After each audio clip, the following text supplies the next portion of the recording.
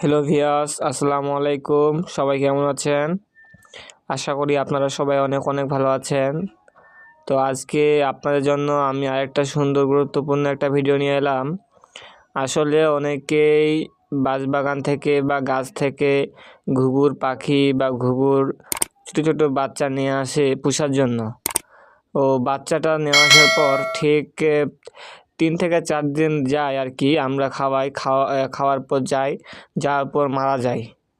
আসলে কেন মারা যায়, কি কারণে মারা যায়, সে নিয়ে আলোচনা করব। কি করলে আপনার আর ঘুঘুটা মারা যাবে না, ঘুঘুর বাচ্চাগুলো সুন্দরভাবে থাকবে, সুস্থ সবল থাকবে, ঠিক আমাদের ঘুঘুদের মতো।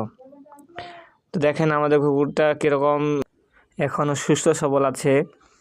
তো চলেন জেনে নেওয়া যাক কেন আমাদের ঘুঘুগুলো মারা যায় নিয়ে আসার পর থেকে ছোট বাচ্চাগুলো। আসলে অনেকে ভুলবশত ঘুঘুর বাচ্চাদেরকে নিয়ে এসে ঠিকমতো খাবার খাওয়ায় না, তারপর তারা বেশি বেশি করে চাল খাওয়ায়, তারপর পানি ঠিকমতো খাওয়ায় না, তার জন্য মারা যায় আর কি।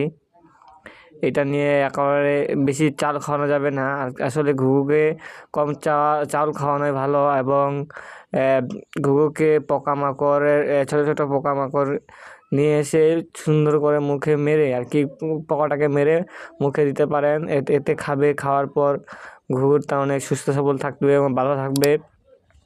এবং ঘুঘুকে আনার পর, ঘুঘুর বাচ্চাগুলোকে আনার পর আমরা ভালো জায়গায় রাখি না, ওই চারপাশ দিয়ে ময়লা আবর্জনা তারপর পরিষ্কার করে না, সেখানে তারা পটি করে। এগুলো থেকে অবশ্যই পরিষ্কার রাখতে হবে, পরিষ্কার পরিচ্ছন্ন রাখতে হবে এবং নিয়মিত যত্ন করতে হবে। অনেকে আবার গরমের সময় ঠান্ডায় রেখে দেয়, আবার ঠান্ডার সময় অনেকে আবার গরমে রোদে রেখে দেয়। আসলে এটা করা যাবে না।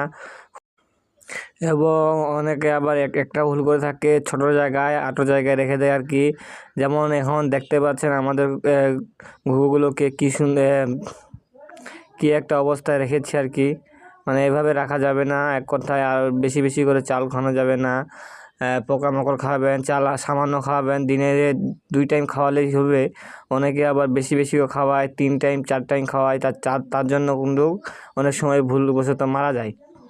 তো বেশি বেশি খাওয়ানো যাবে না এবং ভালো জায়গায় রাখতে হবে, এবং জায়গাটা যেন বড় হয় সেরকম অবস্থায় রাখতে হবে।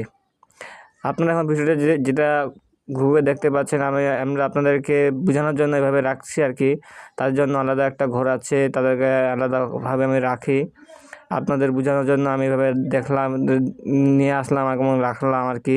তো এইভাবে রাখা যাবে না, সবসময় ঘর পরিষ্কার রাখতে হবে। দেখতে পাচ্ছেন আমাদের কুকুরটা কি সুন্দর হয়েছে, অনেক ভালো, সুস্থ সবল। আপনারা ভিডিও চালিয়ে আমি দেবো অবশ্যই। তো যেসব বললাম এসব ভুলের জন্য কিন্তু আপনার ঘুঘুটা মারা যেতে পারে। তো এসব ভুল কখনো করবেন না। এসব ভুল না করলে আপনার ঘুঘুটা সবসময় সুস্থ থাকবে, ভালো থাকবে এবং বড় হয়ে ডিম দিবে, বাচ্চা দেবে, এবং আপনারা সে বাচ্চা বিক্রি করে টাকা উপার্জন করতে পারবেন আর কি। তো যাই হোক, ভালো থাকবেন সবাই।